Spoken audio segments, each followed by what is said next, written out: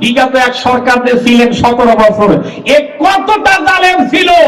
আমার তো মনে হয় ফেরাউনের থেকেও 1000 গুণে জালেম তিনি বেশি ছিলেন, ঠিক কিনা বলেন? কেননা যখন ফেরাউন ছিল, আচ্ছা বলেন তো দেখি, ফেরাউনের রাষ্ট্রে শতকরা কয় পার্সেন্ট মুসলমান ছিল? মুসলমান ছিল? আমার তো মনে হয় ছিল না, কতিপয় দুই একটা। ওই দুই একটা মানুষের মধ্যে, মুসলমানের মধ্যে আপনি ইচ্ছা করলে যে কোনো আইন বাস্তবায়ন করতে পারবেন, এইটাই স্বাভাবিক। কিন্তু এই শতকরা 95% মুসলমানের দেশে 17টা বছর নির্যাতন করেছে অসংখ্য আলেমদেরকে, শুধু একটাই কারণ, এই কারণ হচ্ছে কোরআনের হক কথা বলা। ঠিক বলেন না?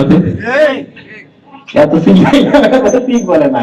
ঠিক কালকে সকালবেলা চা খায় বলেন, নয় বিকেলে চা খাওয়ার ঠিকটা বলেন নাকি বলেন? জালেম কম ছিলেন না, হাজার হাজার আলেমদেরকে জেলের মধ্যে রেখেছেন বিনা অপরাধে।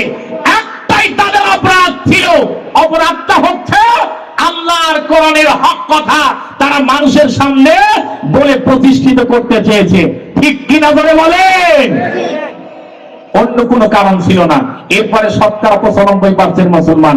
আমরা যদি আজকে যারা ওয়াইদিনরা আছে, বাংলাদেশের প্রত্যেকটা বক্তা যদি দিন কামের প্রচেষ্টা করে, বাংলাদেশের প্রত্যেকটা মাদ্রাসার শিক্ষক যদি দিন প্রচারের প্রচেষ্টা করে, প্রত্যেকটা মসজিদের ইমাম যদি দিন প্রচারের চেষ্টা করে, বাংলাদেশে এমন কোন সরকার নেই কোরআন সুন্নাহর বিরুদ্ধে কথা বলতে পারে। ঠিক কিনা জোরে বলে?